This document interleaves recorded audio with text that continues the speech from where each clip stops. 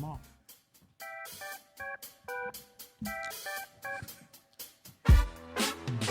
Hello, Alamo City. Welcome to the Disc and That podcast show. I am one of your hosts, Southpaw Rob. With me, I have Mr. C-Rod. Hey, what's going on, y'all? Hope y'all been having a good week or last couple of weeks. Glad to be back in the studio. Have a special guest today.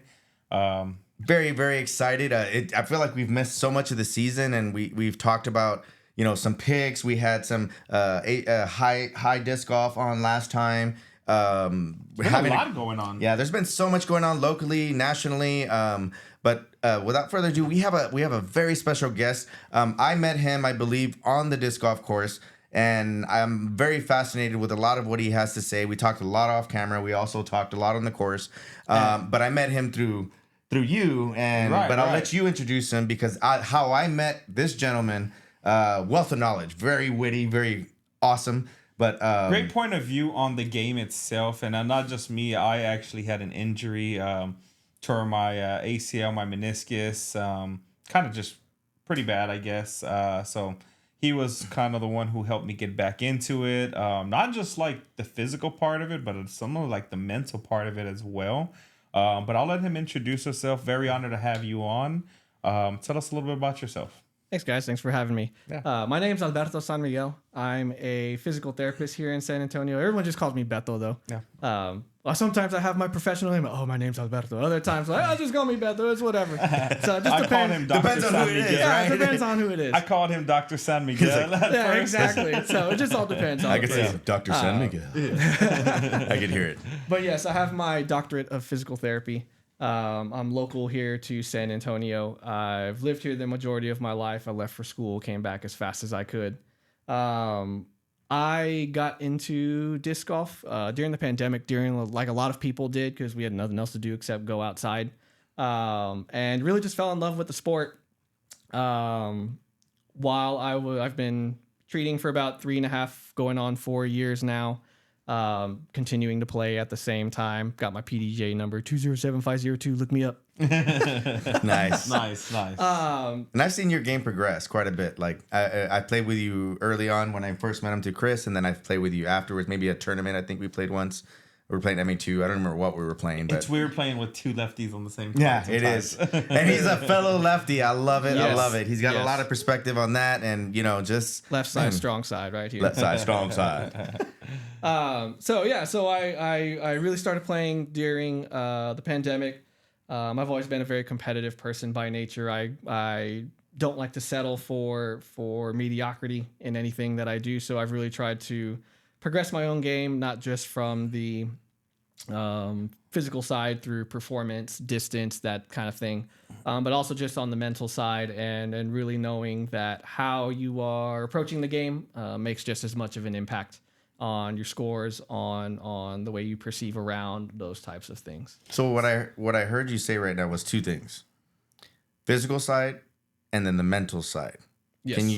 Can you speak to the physical and then the mental side, like what Sure. you mean by that, So, as far as relation to disc golf? yeah, for me as a physical therapist, all I do all day is see movement. I look at the biomechanics of how joints are functioning, how muscle balances are influencing our body's ability to generate force, accept force, resist force, and transfer it into what we perceive as activity.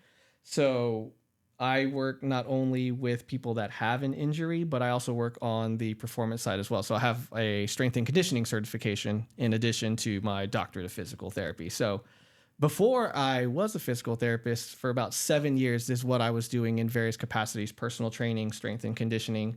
I even spent time doing mentorship for personal trainers at a local university here in San Antonio to help these kids that were in the kinesiology program, exercise science programs, kind of figure out what they ultimately wanted to do with their degree, instead of just, bright-eyed, bushy-tail getting out of school and then having all their hopes and dreams crushed. So Comes with the territory. Exactly. So I've kind of been in a lot of realms related to the human body and how it performs. So on the disc golf side of thing, when working with Chris, but just also on myself or other people that are interested in the sport. Whenever I see them on the course, a lot of what I'm doing is helping them to build awareness of their body, not just for the ability to perform, whether that's they want distance, they want accuracy, any of things of that nature, but it's also longevity of the sport. People are typically dominant to one side, whether they're left-handed or right-handed for any sort of throwing sport. So that puts a lot of additional strain on that side of the body. And so teaching them these are the ways that you can protect yourself. These are things that you can do before, after, during a round to keep your performance high, but also feeling well at the end of the day. Nice. So in regards to like yourself, how have you incorporated like what you know about the body and, you know, everything that you just talked about? How have you incorporated that in your game? And, you know, are there certain kind of things that you do previous or after? Sure. So for me, I place a huge emphasis on using my full body to generate a throw. I'm on the smaller side compared to a lot of throwers. I'm more of the like Mason Ford kind of build. I'm about 5'6", under 180 pounds, kind of physique. And so for me, it's a lot of very fine-tuned, quick motions to generate my throw, generate my power, get my distance. So for me, it is very important to maintain those fast twitch muscles that lets the disc snap out of my hand. And just for our viewers that don't know what the fast twitch muscles are, what is that? So our fast twitch muscles, our body has two primary types. So we have type 1 and type 2. Type 2 are our fast twitch muscles, the red muscles, and those ones are very quick contractions. That's our explosive maneuvers, our ability to sprint, jump, snap the wrist in a throw. Versus our type 1 fibers, those are our endurance. That's our ability to walk, our ability to run, do activity for several hours on end without fatigue. And so it's important to have both, because disc golf is a little bit of both. You spend, a maximum of 5 seconds in performing a throw, and then you have to walk the rest of the course. Some people take a little longer. Some people that take, their minute plus to go through their whole routine. I've been there. And all that. Yep.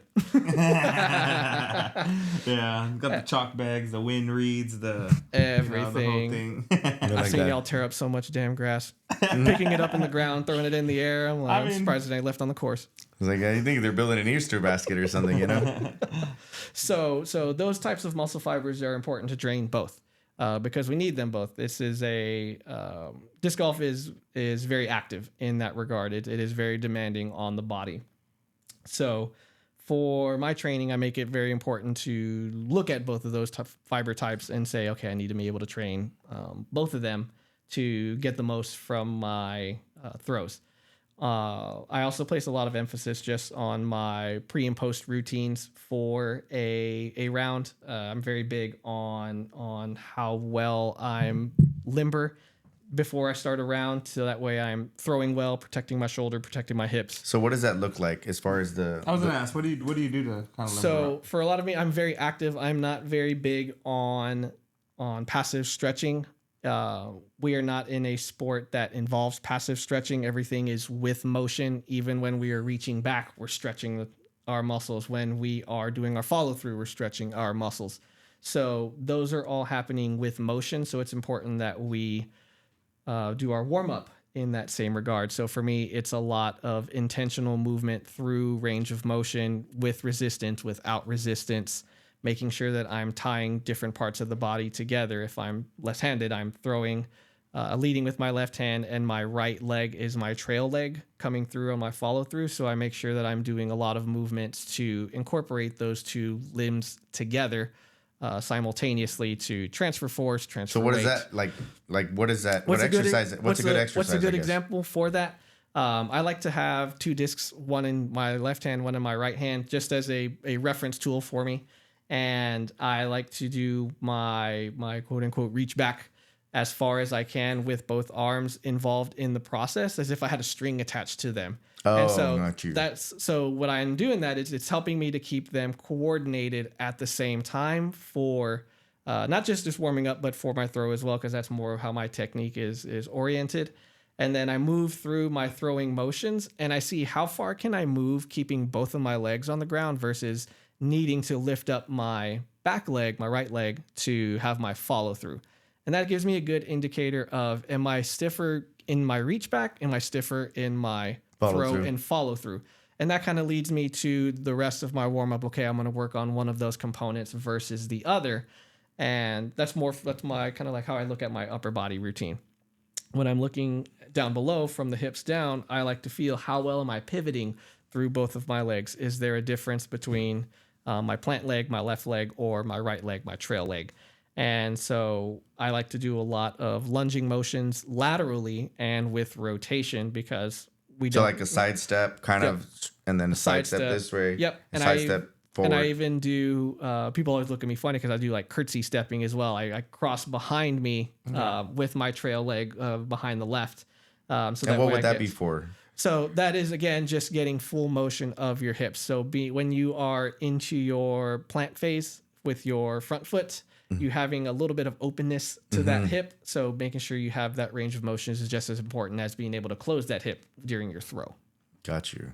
Because I find myself when I'm off and I'm not doing, and if you're stiff, it would make sense that you're not able to attain the normal form that you're accustomed to, right? Correct. And that's kind of what knock two birds out with one stone. Like one is the muscle memory side of it with your form, and then the other side is the warm-up side of it. Right. If all you do is train your muscle memory when you're stiff, your body's only going to know how to throw stiff. If you do it in both instances, hey, this is what my body feels like when I'm unprepared, this is what my body feels like when it's prepared, you're going to build good patterns for both of those sequences, because we've all been in 2-round tournaments where we have an unexpected hour and a half break. It's very easy to get 2 hours. Sometimes 2 hours. Yeah. It's very easy to get stiff during those rounds, and you have to reassess. Okay, well, how much of my warm-up routine do I really need to go through now because there's an unexpected change in time? Okay, being able to throw consistent in both of those states of your body is very, very important, because you can eventually warm up over a round. Right. But you want to make sure that during that initial phase, you're like, okay, I do need a couple holes to warm up. Are you making the most of that opportunity as well? Right. So I was curious, right? With disc golf and like what you've learned so far and whatnot, what do you see are some of like the common injuries related to disc golf? So for where I'm working in general orthopedics, which is a lot of just general musculoskeletal injuries related to everyday activities or sports performance. The main injuries I see are a lot to the shoulder and the knee themselves, because those are the primary transfer points of force through the body. Our knees have a little bit of motion to them designed for rotation, but ultimately that is how it will tear. It's an unnatural move, right? It has a little bit of play going, but not as natural as it should be moving over time. Right. Compared to your ankle, which has a lot of rotation, your knee isn't designed for that. It's unless you're bow-legged. Unless you're bow-legged, or you have some other crazy stuff going on. That's messed up. So your knee being especially on the plant foot, that's primarily where we see rotation. And you think about non-contact injuries that are very common in football or basketball. That is typically where your ACL is at risk. It's unexpected pivoting or weight transfer during a rotation movement that your knee's not or heavy weight going straight through your knee, or somebody just landing on your knee and just diving right through you, or sliding and staying stuck on your spike, and gosh, exactly. And then on the shoulder standpoint, we see a lot of injuries there because of people's ability to actually rotate through their trunk itself. A lot of people are stiff through that region. It's a very common nature of society now. We're all very forward flexed, and I have to remind myself to sit up straight. And I slouch so much, and I feel like Eeyore. And so what that does is it really closes off the motion of your spine. We have multiple segments in our spine that, when they all work together, that's what creates rotation. That's where we get a lot of our power, a lot of our speed. And the shoulder is just the connection of our trunk to the disc. And so if the trunk isn't moving well, the shoulder has to make up the difference. And it doesn't have that capacity that the trunk does. So when that's where we see the injuries a lot, is because people are straining their shoulder to try and make This up. part right here? Yes, your pec region, your anterior I've shoulder. had where it hurts underneath before too. Yeah. What is Yep. that? What's happening when that's hurting? The backside, that's your tricep muscle. So that is attaching from your shoulder blade down to your elbow. And if you are unable to get power generated through your trunk, you're having to pull the disc with your tricep. And when you're trying to really, really, really crank on it, it's not well designed in that angle to generate that force. Makes sense. Yeah. And so You got to get more chest muscles. gotta work Like, I those wish I could specials, do it. man. Yeah, right. Got to do the pop, pop, pop. I could do it a little bit. But I'm a little shy. So All right. So those are the two real big areas that I see the most injuries for disc golf, especially too for people that are fresh into the sport. Anytime something new comes out, everybody wants to try it, and not everybody knows how to perform it. So they just, whatever their body allows them to do, that's what they do. And that's where I frequently see those injuries. Gotcha. So yeah, I mean, so let's take for instance. I know we were just talking about the Eagle McMahon injury, and I believe we said it was the labrum. Like, what kind of like? I mean, how does something like that affect? disc Like golf? preventative, For like how, was it the repetitive motion or Yeah. was it like preventative? Like, how do you prevent something like that? But also, how do you how do you recover from something like that? How do you go? Yeah, those are really good thinking points for what is actually going on in our body. So our labrum is a very unique structure at the shoulder. It is the cushioning and vacuum mechanism of the shoulder blade and the upper arm bone together. So it's like a ball and socket joint. Your upper arm bone sits inside the socket of your shoulder, and your labrum is this nice connective tissue in between, cartilage type tissue that's in between, and it helps to create more wrapping around of the upper arm bone. So the more contact surface, the more stable the joint. Right. As opposed to being like loose and stuff. Correct. Yeah. So when you have a tear in the labrum, it's affecting your shoulder's ability to hold the upper arm bone into the socket. And so when you have that injury, especially for throwing sports like this, instead of every time you throw and it pulling your shoulder as a whole with it, it's pulling it apart? you're getting this gapping moment That's the pain. every single thing, and that's what hurts. And you're also losing power because you're no longer having everything move together. You're losing Kinda a little delayed. bit of You get that little delay. And so, especially for athletes like Eagle, who are very mobile in all of their joints, it's Like a that blessing whip? it's a blessing and a curse, because he can get to ranges of motion that other people can't, and that generates more force. But he's also exposing his body to more unnatural means of generating force, so he's at a higher risk for injury. So what preventative, like what's the most ideal, especially for a forehand, like you're describing the labrum, but just preventative, like what should you avoid doing on both backhand and forehand, I guess? So I wouldn't say that it's about avoiding any particular mechanism. It's all a cost-benefit analysis. For Eagle, he knows the best ways for him to generate force and get ridiculously good throws, because it obviously makes him win.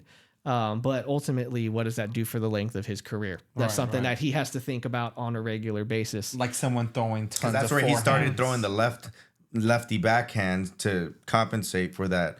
And he won the European Open doing nothing but backhands. Yeah. And lefty backhand, a righty backhand, and it's tremendous. But he adjusted, right? Like the cost, because I think he's been playing since he was little. So I'm assuming that repetitive motion is probably what did it in. But you would say what? But I guess my question, I guess should have been more specific. Like, what range of motion is not a good motion, or what range of motion is this is a little bit of a gray answer, but I'll kind of explain it a little bit better.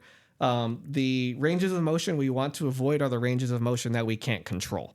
So anytime that we are in an uncontrolled position, we're putting a lot more stress on the joint itself and the surrounding tendons and ligaments that help hold it together. Remember how I was talking about that, how the labrum holds the shoulder into place, and when you have that tear, it kind of creates that space. Well, the same thing is happening when we are in ranges that we can't control. Muscles are no longer able to help provide support in addition to those tendons and ligaments. And so we're getting that separation at the joint and putting more stress on those tendons and ligaments. So just whatever's not making you move in, I would say not unnatural ways, but ways that are going to be where you're off balance or more stressful, or you're unaccustomed to them. And so, that's why people try, let me try this. And yeah, it's like, and then like, oh, they hurt themselves because they're moving in. A good example, Eagle 360 forehand. Mm-hmm. I remember that. And that's how he originally injured his shoulder. And so what happened there was, yes, he's very good at controlling a forehand and getting to this extreme range to perform that throw. But when you add that 360 motion, that is a volume, it is a higher amount of force that he's never exposed to his shoulder. And then you add that force on top of his already very, very strong forehand. His shoulder's not prepared for that level of intensity.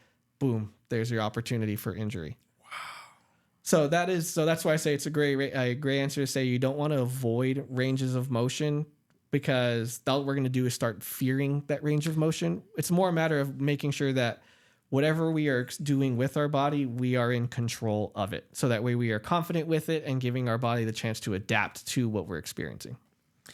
So preventative, I mean, I guess just you're talking about ego, like not preventative. We're talking now about what does a rehab like that look like? Or what does a rehab look like? So whenever you have a tear in the labrum, there's really two avenues you can take. You can take the conservative means, which is non-surgical, and really focusing on strengthening all the muscles of the rotator cuff, the anterior shoulder, to help make up the difference for that tear in the labrum to hold. Heals. Yep. And so that is one of the approaches. Depending on the severity of the tear in the labrum, you can work around it. In other cases where there is a tear all throughout the labrum, that's a surgical case, because there's not going to be any way to make up the difference for that lack of stability from it.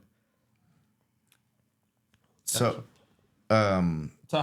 quick question. I mean, I've never been much of a stretcher. I'll just be honest with you. I mean, how important would you say it is? Like, do you see if someone does stretch a lot, it does help prevent those injuries? I mean, I feel like it's almost like a no-brainer question, but at the same time, it's like, maybe there's some people who don't need to stretch. Yeah, I don't know. Do those people exist? Is what you're saying? Yeah. Or is it just different for everybody, or is it like you need to do this, like having breakfast in the morning? Yeah, it's a smart thing to do. Yeah, and that's what's fun about PT and performance is everything is gray. What works for one person doesn't work for another. Yeah, and so it is. Yes, think of it like breakfast. Some people do well without breakfast and just eat a big lunch and a big dinner. Other people do well without stretching and just getting very light activity, eventually leading to full performance, versus other people do a lot of stretching preparation beforehand to get to the level they desire. So, real quick, I don't know if you ever heard this before, but I was once told, like, someone who didn't stretch a lot, say you go into an event and you're like, oh, you know what, I'm going to stretch a lot today. They make themselves more prone to injury. Is that a true statement, or is it like no? So you're saying that they do something different than the norm, right? Like they're more likely to get injured. Say you're like football, right? Flag football. You go out there and you just usually couple stretches right out to, but another day you're like, you know what? Let me do stretching for 30 minutes. You know, can you make yourself more prone to like overstretching if you usually don't stretch? Yes. So whenever we're looking at stretching, we have to think about which structures are we stretching. So we don't just have muscles that cross that generate movement at a joint. We have the tendons, the ligaments, the fascial tissue, which is another fancy way to say connective tissue, that holds the actual bones together. We can stretch to a point that we're stressing those tendons, ligaments, and connective tissue to a point where they're actually changing their structure, and now they are in a loosened state. So instead of having their normal pliability, plasticity, elasticity to move with all the activity that we have, they are now too loose, and that's going to put us at a chance. That's a risk for injury. Yeah. So there's too much of a good thing, just like anything. And so what we want to do is find that balance between how much work are we doing to get the joint moving appropriately versus how much work are we doing to get the muscles stretched to the length we need for maximum performance. Gotcha. And like, I guess maybe post question, like, so like, say someone has an injury, right? And I've been kind of known for this, and I guess I feel like maybe other people would like to know, like, say you get an injury, maybe it's your hamstring, maybe something in your arm, and you're like, man, it doesn't feel good. You stretch it, or you try and stretch it because it's like, oh, I feel it right there. I feel it stretching. Is that a good thing to do? Like, are you damaging it more, or are you helping by stretching it? There are times where, yes, you are doing more damage to it. If you think about any strain or a pulled hamstring, that's happening because the tissue was overstretched beyond its capacity. So if it's already injured from overstretching, I don't want to stretch it more and cause more worse damage. Now, if I have, say, like a bruise, like a contusion, a bruise to a tissue, stretching can be helpful because we are separating those fibers and bringing them back together and creating a pump to help get the damaged tissue, get the blood moving. Okay. And then that is a beneficial instance. Like that's why they say maybe your ankle to continue to walk, like a sprained ankle. Yep. How they say keep walking, try and move it through whatever you can tolerate. Because then the blood kind of fills, and that's where the pain and the swelling comes from. Right. Gotcha. And so swelling is good because that's how your body delivers healing factors to the injury. You need to let it get up and then come down. Right. But too much movement can irritate it. Too little movement can allow that swelling to build up and be detrimental. Gotcha.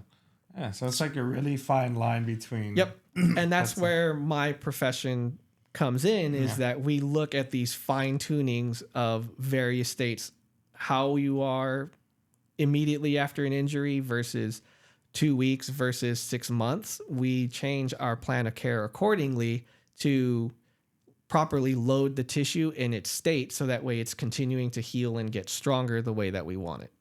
Gotcha. So you talked about the physical side, and then you mentioned the mental side. So tell us a little bit about what that looks like. So for me, mentally, I'm very much an overthinker. It's just a nature of my personality, but then also what I do. There's so many components that I have to think about whenever, from an anatomical standpoint of somebody's coming into me for this injury, what is the actual area tissue that's injury? So I'm always thinking nonstop every single day. It happens to me when I play disc golf as well. Is I'm blessed with the knowledge of the human body, but I'm cursed with the knowledge of the human body. Every time I make a bad throw, and I can tell you 500 different things that I did wrong just from the way that I feel, because I'm very in tune with those thoughts and movements. So for me, it is setting constant reminders to myself of what works well for me. And if I have a negative thought, or I start to wonder in my mind with what could be going on, to get those thoughts out of my mind. So I'm very much a written person. So I take a lot of written notes. I take them with me everywhere that I go, and it either helps me to write down, hey, I'm playing this course. These are the important things I need to remember for this course, and why my throw is going to work on hole 15 versus hole 3. Like a caddy book. Yeah, it's like a caddy. I have a caddy book that I make for myself of just general notes, not just on the course, but how my state of mind as well. I love that. Write down whatever thoughts that have been bothering me, that they could be related to work, they could be related to personal. And once you write it down, it makes a whole lot more sense. And anxiety. Yeah, I do the same thing. Yeah, it gets it out. It gets it out of my head, and I can just focus on disc golf, on what I'm there to do. Yeah. So that mental side of playing is just as important, and for my patients as well. If somebody got hurt playing a sport, well, they're going to go back to it eventually. We have to the trauma. Teach them ways to get over that trauma of that same movement that caused your injury. We're going to make sure that doesn't happen again, and we're going to expose it to you in a graded manner so that way you can become confident with it again. Yeah, no, I mean, no lie on that. I remember when Beto was working with me, and I was like, there was times where I'd be walking a certain way or not really fully doing it, and he'd be like, why are you walking like that? And I was like, I don't know. He's like, well, you can walk normal, and I'm like, it was just he likes my gangster walk. Yeah, it was like so unconfident, and I felt it. Like I know that my how do I say it? My progress physically was going a lot faster than my progress mentally, and it took a while. Like even sometimes to this day, I find myself still doing like a little limp every now and then when I don't need to. And I'm like, hold on, what are you doing? But yeah, that confidence in it goes a long way. Like not just short term, but like long term as well. Any sport, like track or Basketball, football, all those sports, and just anything in general. Some people just fall down the stairs or just fucking walking. Yep. And so this guy over here, Sir Accident Prone over here. I swear, in a round, he twists his ankle at least 8 times. I mean, I see him. He's walking. He's just like great, and then you see this little dip, and I'm like, you'll see him fall. You'll turn around, you hear like a stumble and a boom, boom. Hey, but I get back up. He does. He dusts himself off. Like the one at the zip. Dude, you felt bad. Quick story. Hit a stump. My foot gets caught under it. I have my bag, everything on. I fall. My disc fall over me. Yeah, it's that. But it's like his foot got caught and like he like fell. He just fell like leaned over. It was hilarious. Sometimes it happens intentionally. Sometimes it happens because we get so focused. That happened to me one time. I was playing Nani, and there was like a group of 8 people. It was like 2 dads and like 6 kids that they were playing with, and it was hole 3, so that tunnel shot. Oh yeah. And so I was like, hey, do y'all mind if I play through? A lot of roots. Yeah, a lot of roots. And they're like, yeah, sure, go right ahead. And I just absolutely piped it, put it right underneath the basket. Walking like that. And these kids are there just like wide mouth, big eyes, like, holy crap, this is disc golf kind of thing. And I was like, hell yeah, I had my moment. And so I'm like, hey guys, thanks. And I like look behind me, peace out, and then just like eat it, tripping on the Just trying to look all cool, did not work. And so I'm like limping to the basket because I kind of tweaked my ankle. But so, you don't want to limp too much. Yeah, exactly. And so I got there and I just like dropped my disc in the bag and I'm like, yo, have a good round. That's funny. So 2 questions, I guess. Yeah. How did you get into this profession? And then any crazy stories? Okay. So how I got into this profession is pretty standard, I think, for anybody working in performance or just the human body in general. So I did personal training for about 6-7 years in various capacities. I got to the point where the majority of my clientele were people that were already injured, and it could have been a matter of them working out wrong, or their insurance stopped paying for physical therapy, but they still needed continued care, or they were trying to avoid a surgery, things of that nature. So that was who I was primarily working with. And based on laws for training certifications versus a healthcare worker, there's a boundary between things that I can and can't do. So I kept running into that boundary, and I said I might as well go back to school, get my doctorate of physical therapy, so then I can do every component of it. I can do the performance side, I can do the rehabilitation side, and not be limited by those laws. So that's how I eventually moved into physical therapy. And just to plug real quick, like where can they find you and where do you work? And so I work at it's a local mom and pop clinic here in San Antonio called Promotion Physical Therapy. We have 5 clinics all throughout town. So I work at our Med Center location, so over there off of Huebner Research kind of area. So check him out. We'll post it on the link, and hopefully it'll be above his head so he can go like this. Yeah, they got a great facility out there. I don't know if it's the one that I went to, yes. But as far as the setup, I mean, it's everything you need. Great people there. Like I said, it really helped me come back. I mean, and what's cool too, solid progress too, man. When I would play with you, and we got him out there just doing standstills, and I think that helped his game a lot. Develop this torque, the standstill torque, and the momentum here, the shift, and then you're adding the steps, and then you got to be fluid. So yep.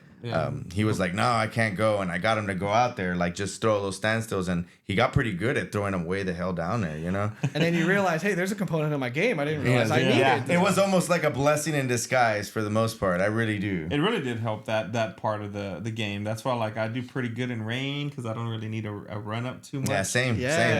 But yeah, no, it was great. And then working with Beto, I know that it was great because he helped me also understand dude, you can do more than what you think and all. There was times where I went in and he was like, okay, show me how you can bend it. And I would bend it. He's like, that's it. He's like, no, you can do more. And so he would get it. And he asked me, he's like, do you want me to push you? Do you want me to, hurt you a little bit, or do you want me to go a little soft, go a little slower? And I was like, no, let's do it, man. I'm ready to get back. And I was like, okay, you said it.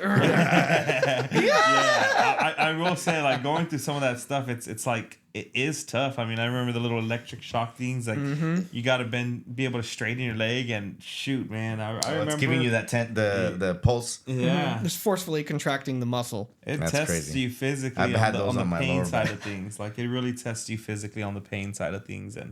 But if you're gonna do it, go to some of the best people out there, and Beto's one of those guys. Yeah, check him out. Yeah. Appreciate it. Story, man. Story Gotta time. give us one. Oh It's my something gosh. interesting that's happened in this field, man. So I'm sure you've seen it. Oh yeah, I've seen it because I've worked in I've worked in several settings. I work general outpatient in a clinic setting. I've also done hospital work.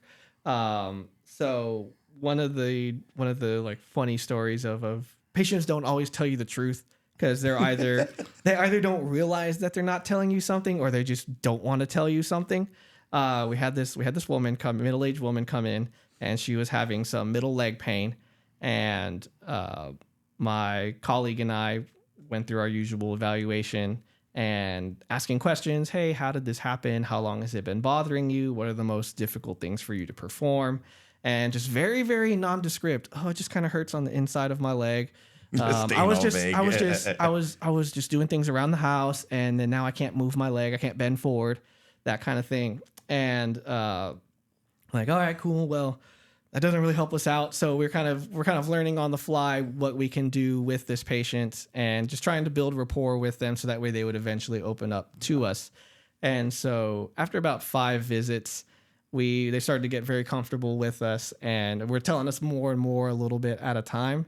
And so she, towards the middle of treatment, she goes, I'll tell you what actually happened. And we're like, yes, finally, we reached it. And she went, my husband and I got really, really active one day, and it had been a couple months, and he in the moment got a little excited, and he got my leg, and like that. Damn, she got the diaper change. And so my She didn't stretch. yeah. And so my colleague and I were just like straight faced as can be, like, oh, okay, thank you so much for telling us that. That's going to be very helpful In the future, make sure he gets you coming warm. up for your treatment. Yeah.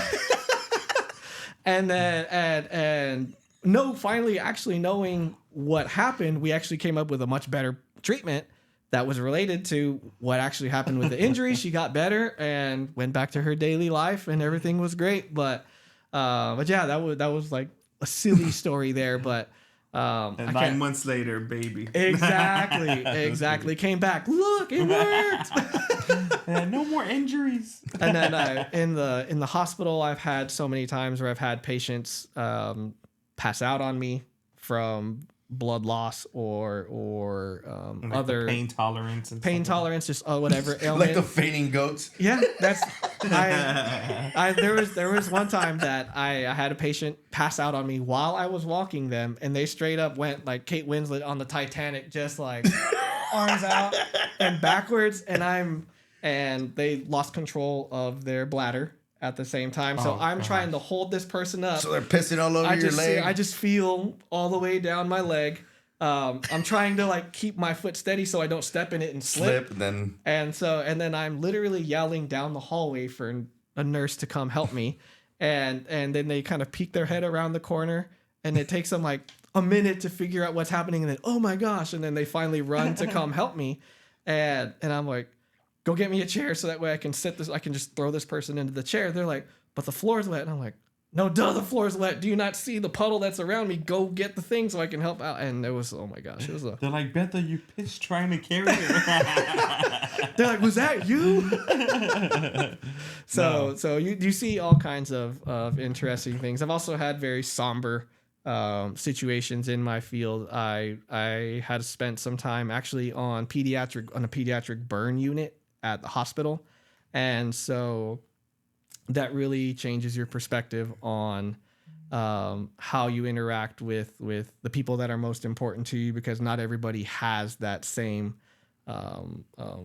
tight-knit community or loving environment. And so that's what I really love about what I do, is I get to interact people at their lowest point in their life, but then I also help them get back to the best point of their life, and I get to see that whole time in between. So it's a very, very tough profession, but it is very, very rewarding in everything that I get to do and spend time with people. Yeah.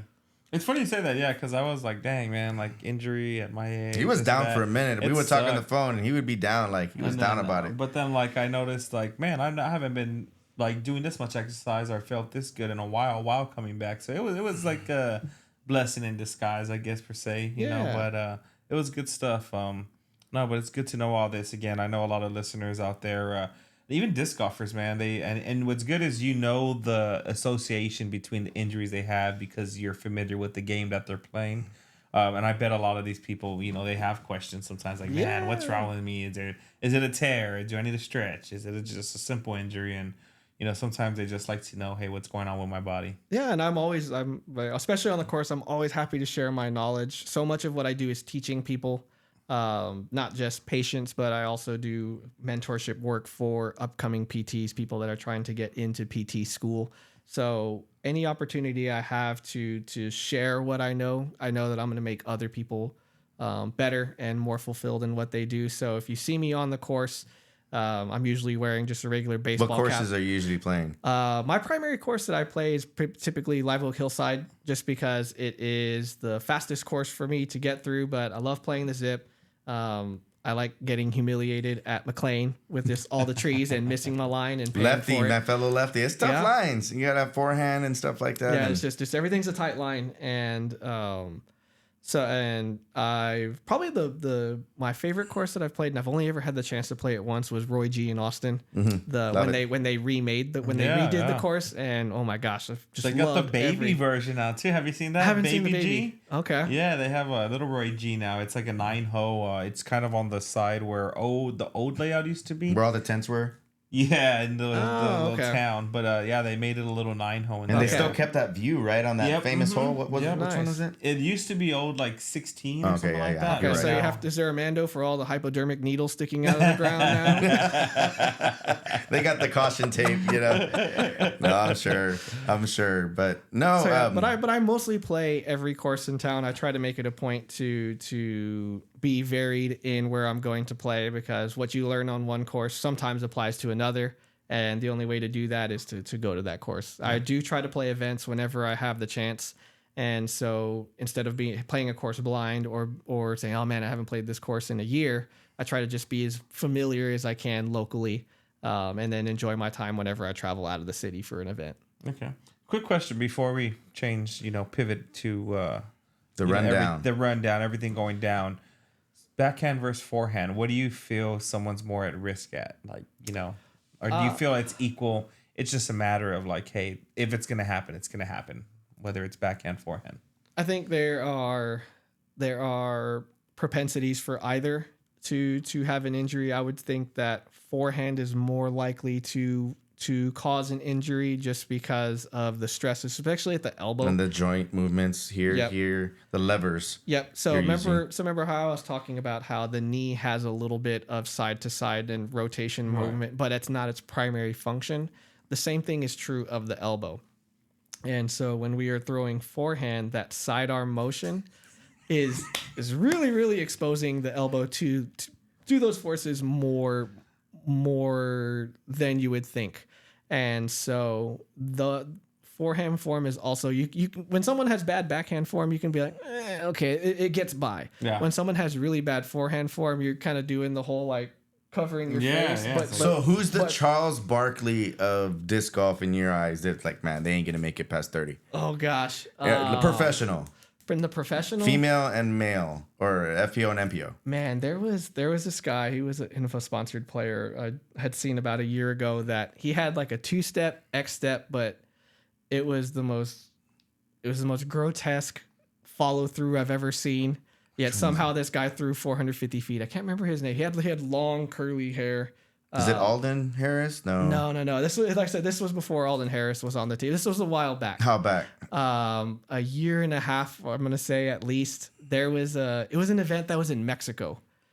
Oh, you're talking about Paul Ullman. Maybe it was Paul Ullman. Redhead. Kind of reddish, yeah, he does. He does have a freaky form. His follow through, yeah. Mm-hmm. And so I just watched it and I was like, Oh gosh.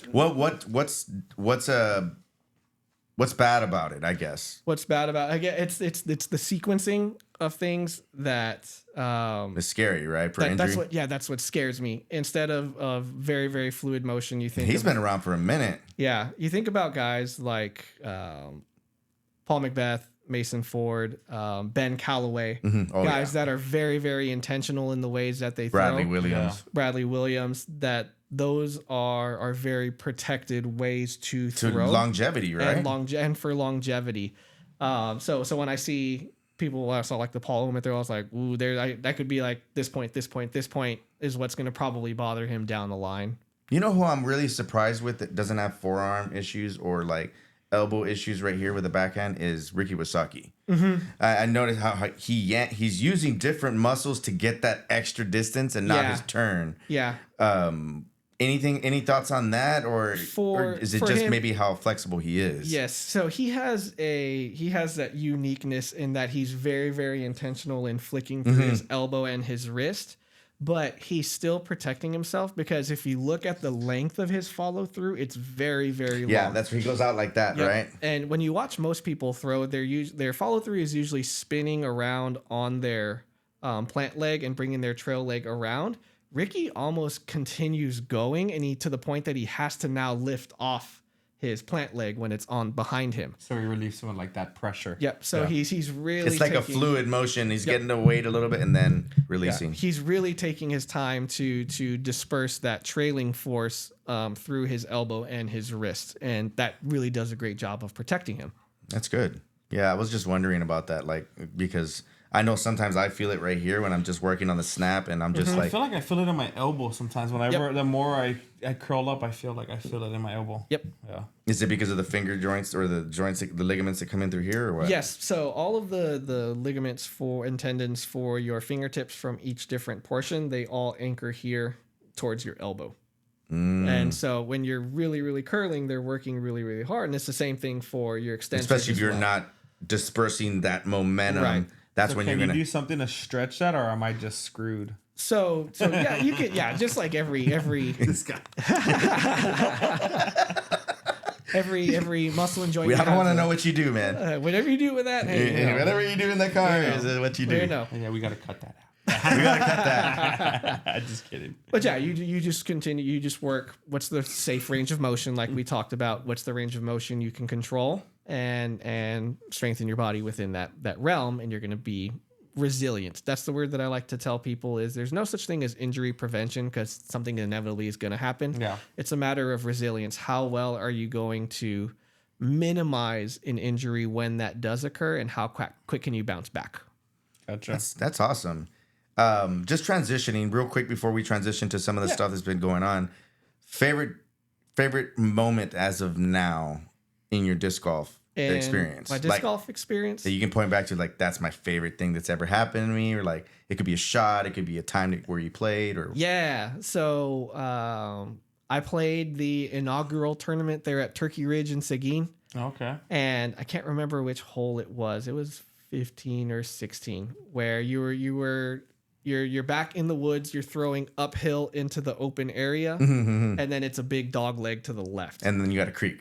Yeah, and then there's a creek. Yeah. So I had a fair drive that was safe out of the Mando. To the right side? Into the just straight ahead. It was and got into the open fairway, and I was about 300 feet out, and strong tailwind coming to me a little bit right to left. And I was like, I don't know which disc to throw, so I'm just going to throw something that I'm confident in, and that was a bullet. So I throw a lot of mint, and so I had a mint bullet, and I went, this is a really, really long throw for me. I usually only throw my putters 250 feet, but this is the confident shot for me to just get to the green. Yeah. Put it up in the air, and it just went dead straight and actually sat right underneath the basket. And I was like, holy crap, I've never thrown a putter this far. And then all of my card mates were like, especially at a course as complicated as because you have to shape it. I'm assuming you have to, and it's low. As a lefty, I know that line.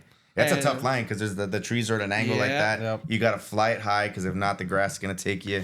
Yep. And so, and they were all just like, like when you get the golf clap and the like quiet nod, and you're like, yeah, I know I did something good. You did something good. No, man, that's awesome. So that was when I was like, this is what disc golf is supposed to be. Yeah, it's those flights. That's where we keep coming back. Yeah, and it was the right mindset, the right disc selection, the right shot shape. Everything came together and it paid off.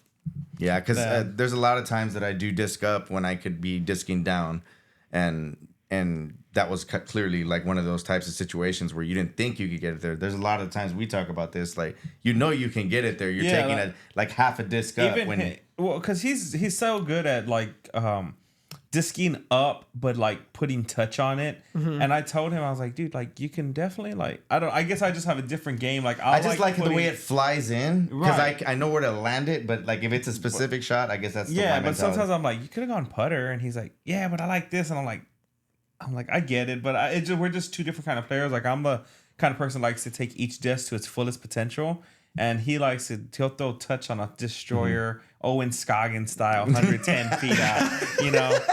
Stop! If I gotta go directly, I am a very good scrambler, and I think that's one of the reasons why. It's just that's one of the things I pride myself is the touch shots coming into some difficult spots. Yeah. And around trees where people didn't see a line, they're like, "Oh, I forget you're lefty," and then they see that flex line coming through the woods. I love it. He's better in the trees than in the fairway. That is another like interesting thing about mental game as well as being left-handed. Every time I'm on a card, I hardly ever have another person that's left-handed. I can't take any information really from what they are doing. The line and everything. The wind read, everything. And so I'm in a card of 4, but I really feel like I'm playing solo. Yeah. Because I have to find everything myself. I pay attention to their line. If they're going backhand, I already know it's kind of like a forehand line. But then I look for the other lines where it's like, where's going to be my best shot? It doesn't necessarily have to mirror what they're doing. Okay, right. I could throw it dead straight as opposed to throwing the forehand. Yeah, where's your placement? What side of the fairway are they taking? That kind of thing. Or there's those times where he just hits first available. First available. Like the Adam. Shout out to Monty. Did you see Adam Hammonds? Did you see Adam Hammonds where he was teeing off, and I think it was in the tournament. He hits the tree right in front of him, rolls back past him, and it went back. Yeah, right. And Big Germ's there like, I'm sorry, I'm not laughing. Yeah, that stuff's funny. But oh my gosh. But so there's been a lot going on, man. I felt like we've missed so much DGPT action, and we last left off on the Preserve. The Preserve, we had some picks. We'll go over those. So, Chris, I believe you picked Missy and Paige. Who won that one? Yeah, I mean, Missy, I know Missy kind of let Holland almost sneak up on her on that one, but... Oh, yeah, that's right. Yeah, because I think you had her as your dark horse pick, which she I think she only lost by 2 strokes, but Missy kind of always had it. She knew she did. Yeah, but it got close there for a minute. She's getting better, and I think she just took another win down, but... But we talked about that too. Remember, we were like, who needs the win the most right now? And y'all were like, I think Missy needs a win right now. She's got that major, but I mean, at the same time, it's very, it's momentum. Just kind of like how AB just got the win in the Des Moines Challenge, right. Which we'll talk about. Yeah. So, but getting back to that, you also picked Ricky and Sullivan Tipton. And then Ricky won. Yeah, he played really well. It was good to see Ricky Saki. 2 picks right again. I mean, I gotta be like pretty good this season. I don't know, man. Like I think you're like 3-5 or something. Nah, we gotta go back. I'm gonna task we'll ask our intern. To hit that. We'll ask our intern for the stats. We love you, Jory. We're pointing up so that you can put it up there. But yeah, it's been some good tournaments, and then over on the European side of things, real quick before we pivot to what was the one that just happened?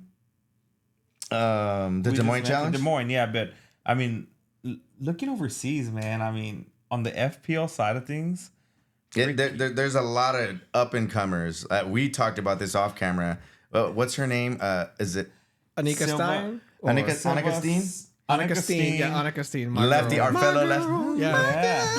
Dude, yeah, her little warm up, it's like on point, and then she throws like with a purpose every time. And then Silva Sarrinen, man. God, oh my God. Dang it. Her putting, it's just like when she goes up to a putt, like, and I'm talking circle 2 and under, I'm not expecting her to miss it. Like, It's so smooth too. Yeah, and fast. She don't think much. She goes up, one little fake, and then Isaac bam. Robinson did. Yeah, honestly, she's the Isaac Robinson of the female division. Yeah. Has to be. Went before he had his run. Yeah.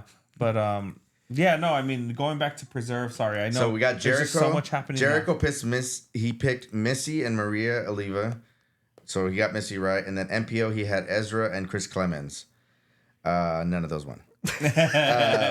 Ezra stayed up there. He kept pushing till the last hole. And I think he had an opportunity. He had his moments. And I think that's kind of the MO right now, but he's going to get one before the end of the year. I have no doubt. Holland Hanley and Paige Pierce, that's who I picked.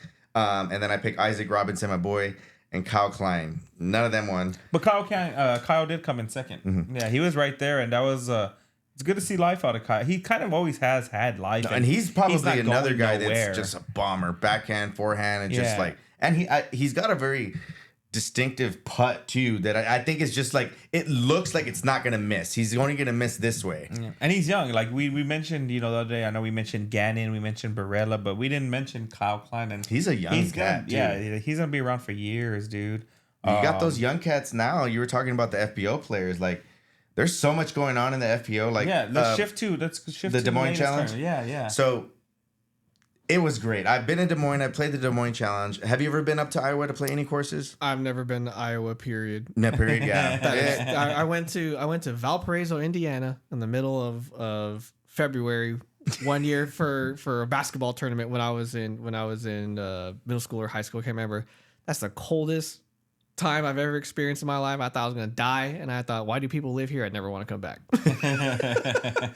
So it was a great tournament, man, and I love that course because if it's windy, it's tough. If it's not, you got some challenging, and they've taken a lot of feedback and they use it. And I know Gannon, I think he designed the last 3 holes. The redesign, he did some of those, and he had a very good second round.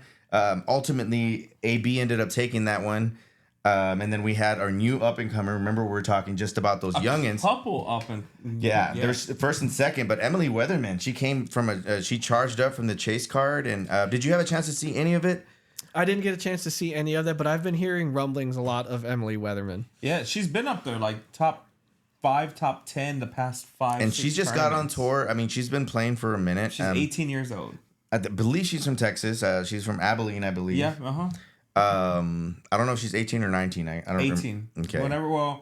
When she won a tournament, that they said, at 18 years old, and I want to say she kind of just turned 18. Mm-hmm. And then right behind her, you have Eliezra. Mm-hmm. Ellie, the bomber, man. I mean, she looks like she throws everything max 16 speed. 16 or 17.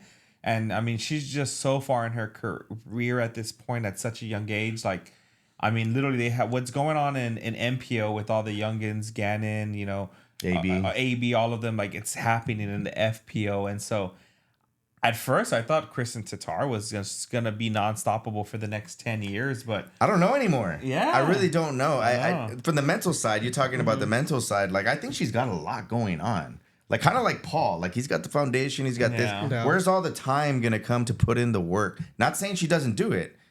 Because right now, what do we have going on? We have we'll get to the into Europe here. What's going on? Which is the Krokol right now. I think that's how you say it.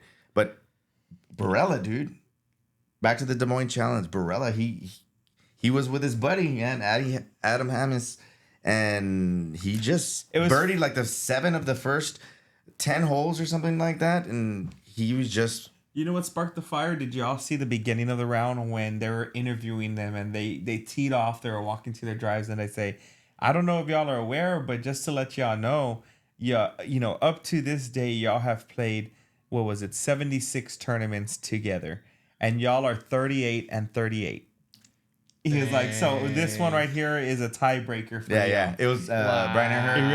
Right. And so it was a match, man. I mean, it was good. And Adam Hammis stayed right there. I feel for Adam Hammis though, man. I feel bad for the guy because the weekend before he played an 18. Oh, the Majestic. You saw that. The Majestic. And he lost on the last hole to Andrew Marwade. He led the whole tournament. So he's now lost 2 weeks in a row back to back. He's got what it takes. He's just just finishing. I mean, it's inches, right? When you're in MPO and FPO, like you're playing at that level, it's a throw here, throw there. 3 strokes, you're in for first A place. loss of focus 40th. for seconds. You know what I mean? As looking at a dog in the corner like this, or answering a question and throwing a putt. Like literally at that level, like you know how like when you're here and you're like, oh well, I missed a putt. I did this. He doesn't. He knows what we're talking I know about. what you're talking about. It's an inside joke. He likes to putt and talk at the same time. And then he misses it in front of the cage. Little overconfident sometimes, but So maybe the other person only thing that would have made it better has had I know he finished in second, which is Matt Oram, but I wish you would have started earlier. Like he started off very he slow. didn't start to like the back 9. And that course, you need to get your birdies in the front 9, but he did it the other way around. Yeah, but he did do well on the back. Yeah, that's what I said. He torched it up. And he kind of like low key came up to second. You know what I mean? Like he wasn't a threat in the first 8. Same thing with Gannon. Gannon did the same thing, and I was like, every tournament though. yeah. And it's just he's gonna be there. Yeah. I feel like Gannon's. I don't know if I saw the stat correctly. But he's only missed like, the top 10 once. No, or top 5. I was gonna say top 5. Yeah, he's been top 5 almost every time. So who's your favorite player, Beto? My favorite player? MPO, FPO. MPO, FPO. Let's see. Again, I think just because of analog for my frame, Mason Ford is my favorite MPO player, and not just from a like skill standpoint, he's just also a really great guy, local guy from here. Very humble, easy to talk to. Same thing with the Mandujano sisters; they're fantastic people. On the FPO side, you could call it bandwagoning or whatever, but I really do love Kristin Tatar. She's such a good person. She's a great person. She has the right mindset. She comes from a professional sports background prior to. What did she play before? She did cross country skiing. Really? Yeah. I could see that in the. And so just her. Can we get some like background music for that? So I think one of the reasons, raving? yeah, I know, right? I think one of the reasons why she's been so successful and been at the top for so long is because she has that mental fortitude that a lot of these young up and comers don't have. She's played professionally for a significant portion of her life. Stress doesn't get to her the way that it will these younger kids right now. And as they get older, yeah, they're gonna be able to deal with it. But she's gonna always have that edge over everyone else because she sees situations differently. And I guess she's already kind of built that mentality, that strong mental state through doing other professional sports. Where now, as to disc golf, it's like, dude, I'm playing disc golf. Yeah, well, I throw frisbees for a living. It's a mindset. It's definitely a mindset. It comes back to the mental side of it. Definitely. Yeah, you could tell she never thinks about miss. She don't think about the miss before she even throws. And there's just sometimes where. You could tell in so many people like that in their aggressiveness and putting, like they're thinking about, well, if I miss, let me miss by this much, as opposed to thinking like, I'm going to make this. There's no missing, So that mentality that she has is just different, like you said, from the other girls coming right now, which they'll get there. But she's already built that for sure. Yep. And that's just an edge that's going to be effective no matter what course she plays, no matter how well or how poorly she's playing. That's always going to get her a leg up on competition. Yeah. No. And in Europe, we'll switch over to the Europe side of it now, which they're kind of go back to back and from week to week. You see Europe coverage, and then you see the Swedish Open just happened. Sometimes at the same time, no? Yeah. And then we had James Proctor. I told you this guy's ceiling, and he's just started touring. But he's always been around. People know who he is. Great guy. Good guy. I love his form. I love his putt. Like, he's got some power. Like, I've seen some stuff from him. He took that one. Paul was right there for a minute. It's his putt for me. His putt is just ridiculous. It's crazy. It's confident. Kind of like the Silva Sarrinen. Yeah, and she took the FPO side. Silva Sarrinen. She's now won 5. She's won 5 of the tournaments over there in a row, and they're all elite series. Just European elite series. So in the right now, what's going on right now? We got the Krokol Open. Krokol? Yeah. Krokol? Yep. Something like that. Yeah. Krokol? We'll figure. Crocodile? Not a mint grackle. First part of the European leg for over the next 3 tournaments or so, because we got this one going on. Then we're gonna have the actual European Open, then the European Festival, which I heard a lot of the pros love doing that out there. But yeah, I mean, right now, just looking at the tournament, day one's in the books. Ricky Wasaki came out really hot. 13 down, dude. Like 10. He 90, shattered the 1080 record. rated. He shattered the record. Yeah. Next person was 9 down, Gannon Burr. And then Paul's at 7, and then you have who's the other? You're gonna have a good lead card. I remember too. Who is the lead? Who's on the lead? So let me get that for you in the meantime. So in the lead right now, we have Silva, right? Silva Sarrinen. Yeah, she's leading right now. Kristin's in there in the mix, and then you chase card. So it's gonna finish up. It's gonna set up for a very good finish. I'm excited. It's probably. I think that course is rated the #1 course. And Yeah, I've It's seen a lot of beautiful. people that have been doing their practice rounds and like, this is the #1 rated course in the world or something like that. Yeah. So I thought it was interesting, right? Because I looked at it and it was like, boom, lead card, all Americans, right? And it's a good card. I'm looking forward for this tomorrow. It's Wasaki, Burr, Bradley Williams, Eagle McMahon. So all good, all kind of different forms, huh? Like you know, they all kind of have their own kind of unique style. Like, you know, Ricky's real aggressive, Explosive. Bradley real smooth. Gannon Burr, you know, he has Tall. I didn't realize It's that. just like his Gumby skill. arms. Yeah. And then you know, yeah, Matt and Eagle with his crazy stretch strong arms. yeah, but you got a lot going on there. What And about the then FPO? FPO side of things? We're going so we got Silva Sarrinen in first by 1 stroke over Annika Steen. And then you got Rachel Turden. I don't know if y'all are familiar with Rachel Turden, but she's always up there in the European scene, and you know, and I've been seeing I'd like her, to see her more in the States. Yeah. She's been doing Definitely good. competing. And then Heidi Laney, is that how you say it? Heidi Laney. She's gonna be finishing up the lead card. And then Tatar right behind. Ella Hansen's gonna be joining her on there. Paige Pierce is, you know, a couple cards back after that. So It's gonna finish up very nice, and I think if Silva can win this one, she has arrived. I think, like, even though she's she's already arrived, I guess. But She has arrived. If she could exert her muscle and her dominance, I think mentally going into some of these majors, if she's playing them, I think that's gonna bode well for her. dude, not just that. I mean, I know Kristin's coming back. I remember when we first started this podcast, we were like, oh, it's going to be Owen, Missy, or Tatar, right? I mean, it has to be one of those threes. Now you got Evelina, Emily Weatherman, you got Hannah Blomers, you got Ella Hansen, you got Holland Hanley, you got, you know, I could probably name Rebecca Cox. I can name 15, 20 now that could any day take the FPO field. And then the MPO, it's just like, I mean, the first 100 could take. And Emily Weatherman in the Des Moines Challenge, she took it. Like, she came from the lace cart, and Natalie Ryan was there, and that whole 17. You know, are you a big fan of holes that are like, you got carry holes and you got Mando holes? How do you feel about those, Beto? I like it when a hole has a designated purpose, saying you have to hit this Mando in order to birdie, or you have to clear this distance in order to birdie. To not get a penalty stroke, right, or you something. have to shape your shot accordingly.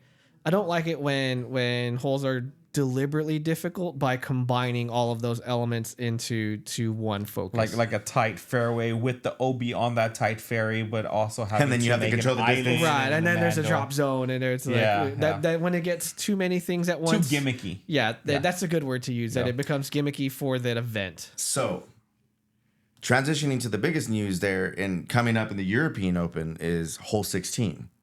Okay. The demise and the debacle that was Anthony Barela hole 16. Okay. So, do you remember that hole at the Beast? No. Where he threw multiple Oh shots. yes. From the Beast, I remember So that. they redesigned that course. How do you guys? And what they did was they changed the rules on it. Basically, you don't have to empty your bag. Now it's like it's a little different.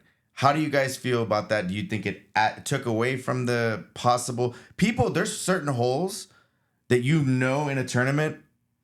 I very rarely run against them because I don't know the courses that well. Mostly if I'm playing out of town. That you dread. Not dread, but you're thinking about it like, okay, I gotta have this or that. Like you're more so prepared for it. I think 16 provided that at the Beast. Right. Do you feel that way, or do you feel like it just pace of play? It doesn't build the drama, or you don't like the drama, or you don't like that somebody. Well, what's your thoughts on that? I guess. So my thoughts on that, I think that they definitely got a lot of feedback from the players, right? And I think they're going to go with what the players say overall just to provide the satisfaction. However, I think it did exactly what it was supposed to do. Like, Barela had convincingly won that tournament had he got past that hole. And he didn't. But that's the thing about, certain holes on courses where that there's certain holes, or there's going to be a hole that is going to be that game changer. Is going to be that flip flops the card around and the lead around. And I think 16 did that. So taking that away, I think that it doesn't do that anymore. And so there's not that chance that somebody's going to collapse, and it's not in their head anymore, right? Because that would be like coming down day 4.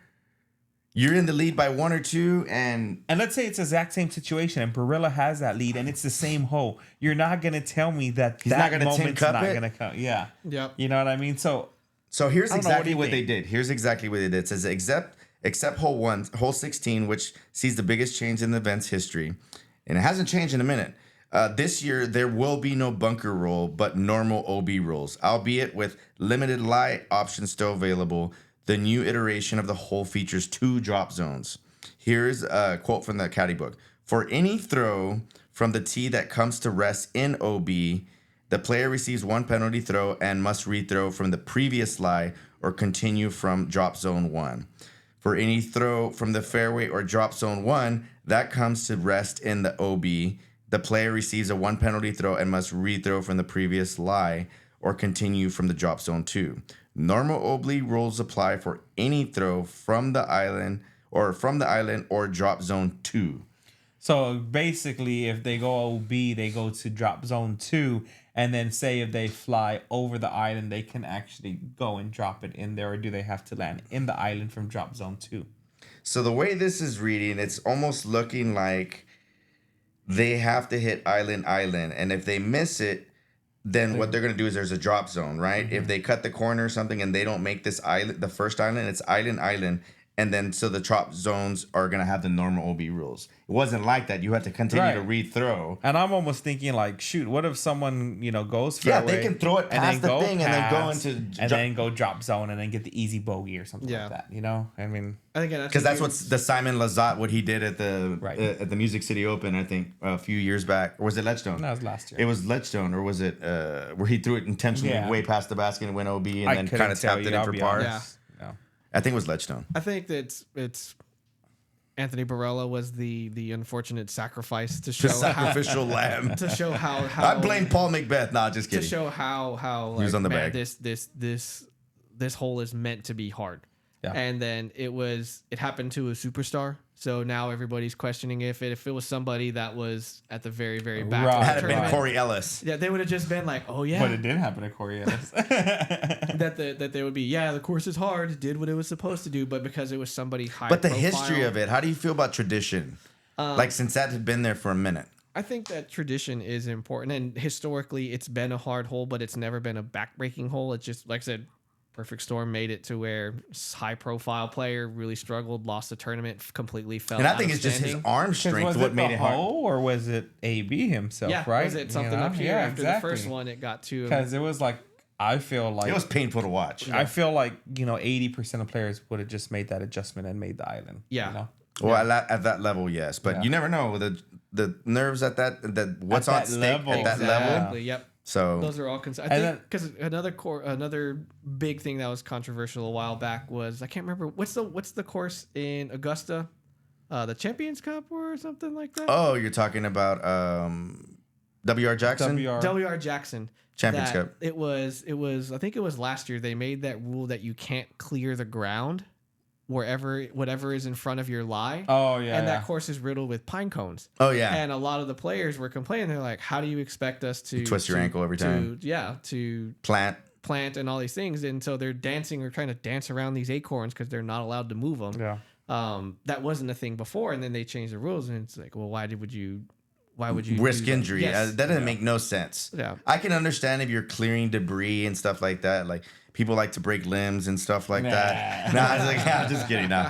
But that's funny when no one's looking. Kind of the same thing that that was an idea that it's always been understood. Yes, you can clear debris for safety, but then they took that out, and people went, well, "Why did they make this change?" With this whole 16 at the Beast, it's yes, we get that it's you get some in tournaments. You get some crazy rules that people don't even know. Like if it's some of these tournament directors are putting some crazy mandos or running it a certain way and not wording it a certain way, and it's like that's not an island. Like Sometimes if it has a 5-page essay and 10 sources to back it up, that's too much. Yeah.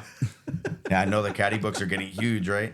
I do like when courses just play themselves, especially tough courses that are already meant to be played. It's like if they're already tough and the scores are in like 15 down, 10 down, and they're 5. That's not a good course. In my opinion, if it's 15 to anything from 12 to if there's more than 5 or 10 people under 12, it's not a good course. Yeah. In my opinion. Locally that for a tournament, for that kind of tournament. I think locally that does a good job with that is Turkey Ridge. If you talk with Justin Davis and he says, I wanted this course to play like a regular golf course where if you're getting 5, 6 down, that's a good round. Yeah. That's 1,000 rated. Yeah. That's way over 1,000 being double rated. digit is like, woo, and so when I played that inaugural tournament there, everybody was complaining about how low their scores were. But then I was like, oh man, I'm like +3. I'm like killing it right now. And I was in like top 8 at that time for that tournament. And that felt good because it was rewarding smart choices, not just, I have all the distance, I can get there. Yeah, and that's a whole nother story. Like sometimes people look at their score and they think like, I'm not doing good because I'm not negative. And it's like, not every course is built for you to be negative. It's more built for you to play against the players than the course itself. And it's just, it's a different mindset because I do know that bothers some people sometimes. Why you gotta look at me? No, I was just making sure. No, but I mean, there's definitely that mindset that some, more amateurs than anything. And it's easy to think that because it's like, that's all you see. That's all right. you see is the pros. 15 down, or they're like, James Conrad almost had a perfect round, 17 down. And you're like, that's how I'm supposed to play the game. Right. But that's the exception. That's not the rule. Right. And so, you got to respect courses like that. And you got to, and I think you can't start to like really appreciate that course. So you start to respect the course and everything like that. And so, that's a whole nother, that's for a whole nother episode. But pivoting back, I mean, picks, right? Yeah. So let's do the picks for the Krokol. And the European. And then we'll see. European Open, I have the Krokol this weekend. I have Ricky winning it. I really do. I don't think he's gonna. And then Ricky and we said 2 each, right? I say Ricky and James Proctor. And on the FPO side, I got Annika Win Steen. This week. Annika and Sarrinen. Those are the two. I know those are easy, but I don't doubt that one of them two is going to win. So for this week, MPO, the Krokol Open, right? I'm going to go Eagle McMahon. All right. I'm going to go Eagle winning the men's side. And on the women's side. You got one more pick. We got 2. Oh, 2? Okay. So I'm going to go Eagle. And I'm going to say, you know what? I'm going to say, I guess it's because Wasaki's way up there. So it's like he's expected to win it kind of. But, just kind of going dark horse. I'm going to say Paul. I say Paul gets him. Paul's there. He's at 7 down. He's not bad. I mean, all it takes is Ricky going mediocre 5 down. And then he has that in him, but he also has it in him. To go another 13. Paul is also, it's like, he's built different in that regard. That you can tell when he's going to, he's playing an event to participate. And then when he's going to play an event to win. Yeah. There's a huge difference. And anytime he goes to Europe, he's playing to win. Yeah. He likes Europe. And then FPO side of things, I mean, I think it's hard not to pick Silva Sarrinen right now just because of her putting. I don't think Tattar comes back and win it, although I think she might do it and she has every capability of doing it. I think it's just she got to shake off some of the rust. It's her first tournament back. But I think that... you know what? I think the one that's going to give a push is Annika Steen.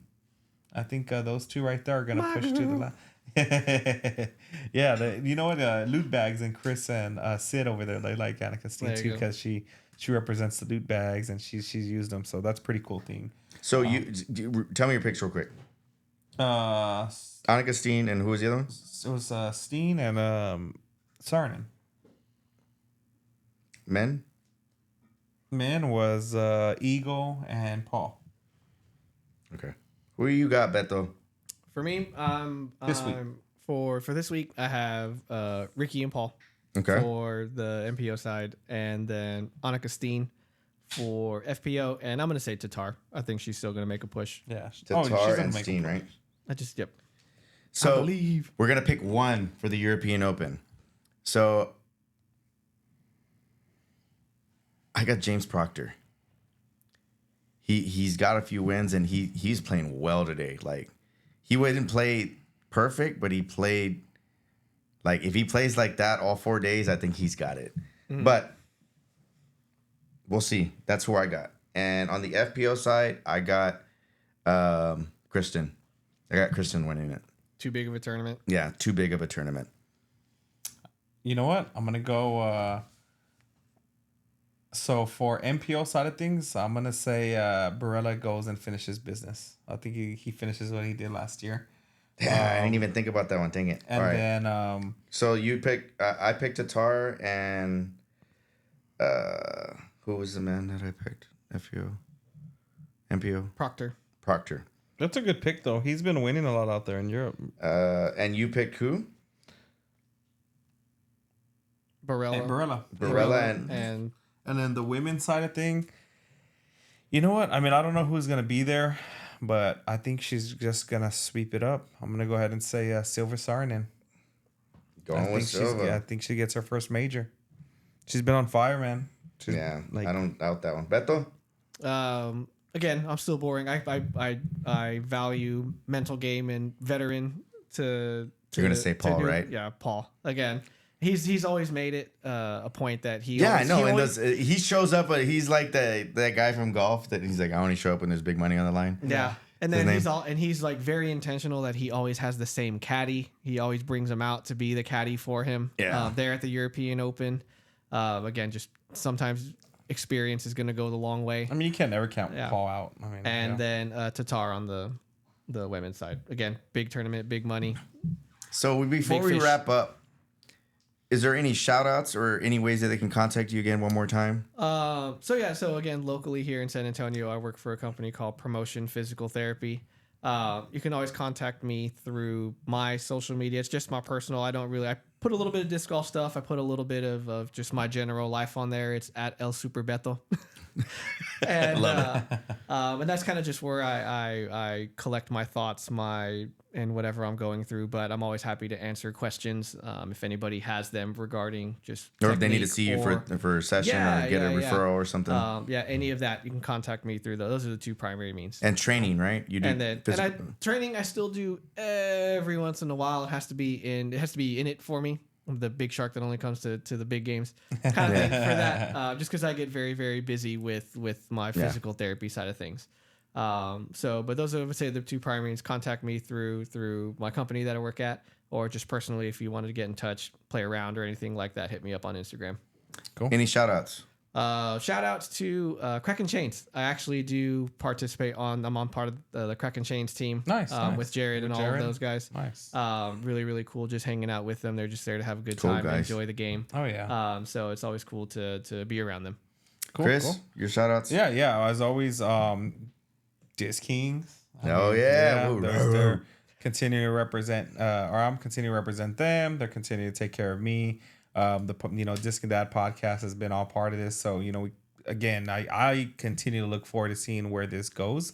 And of course, Disc Fam, they're my other side of things. And my wife, my family, Imagine the Reaction, Sweet Road Creations, who help us out with our events, as always. Look her up. Always good stuff. And then, Rob, who you got? So my family, obviously, and my wife, and definitely Gateway Disc Sports. Thank you so much for the support and the great plastic. Disc Kings Disc Golf, and then I appreciate just like and subscribe. If you are a fan, we're trying to get, before we finish, we're almost to 100. So we're going to give away something big. I don't know what it is right now. So we'll see how many fans we get. We're trying to get on YouTube. We're trying to get over 100. I think we're like at 80 or 90, or I don't remember where we're at. I know you have it in Yaya. Just I know go, like, subscribe. Tell your family. All it takes Yeah. is tell one. But no, like, subscribe, and share. Thank you so much. I'm going to finish off with Southpaw's Rob tip of the week, or tip of the iceberg. So real quick, this is going to be very general. So Southpaw's tip of the week, forehand tips. This is very general. Like I said, there's a lot of ways to grip. In order to work on your forehand, these are some of the things that I've been working on, because I thought that was the strongest part of my game. Now it's the weakest part of my game, just because now I'm practicing a lot of backhands, turnovers, but I'm getting back my forehand. The things that I've been thinking about, grip, right? Playing around with the types of grip, especially when you're doing field work. You want to find what works for you: 2 fingers, fan, or One me. finger. And I throw with one. But just to consider, I'm not saying one way is better than the other. I'm just saying that that's something to really think about when you're practicing. The other thing is your stance. You want to your non-throwing shoulder facing the target, and your feet shoulder width apart with your weight centered, right? That would be safe, right? To make sure that you can transfer your weight. The other thing is your reach back. As you pull your disc back, make sure you keep it close to your body. You don't want to fart, because that's the loose parts again. You want to keep it close so that it can handle that pocket. and that torque, right? Keep it close so that you're not rolling your wrist, or you're not going to do any of that. The other thing is the follow through with your arm after releasing the disc. Maximize after you just make sure you're following through with the with your. And we were talking about this with Ricky, the transferring of the weight and how he balances that. So just that to consider.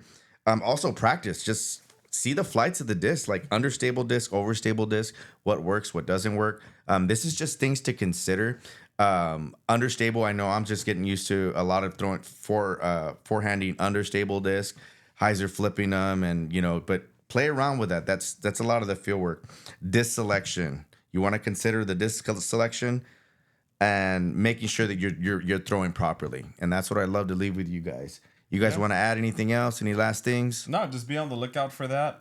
As always, we'll have it posted in detail. Just again, we've gotten replies and we've gotten some good feedback. comments. And, as far as like, hey, some of this stuff is really helping. So Always look for it at the bottom of the description, and there's all this information of where website links, our guest information. It also has the tips on there, and I have extra. I didn't go over all of them, but there's a lot more to it, and it's very more specific. So, and remember, I'm not an expert, but this is the stuff that I think about and things that I work on and things that I look up. So, thank you so much. We'll see y'all in a few weeks. Yeah, Beto, thank you for coming on, Of course, sir. thanks, We y'all. appreciate Thank y'all you for having me. you. It was very, very fun. And late shout out as well. Shout out to Jory on the boards. Yeah, Ooh, Jory, Jory. always. Yeah, putting up with us before and after the show. Thank you so Thanks, much. San Antonio. Peace.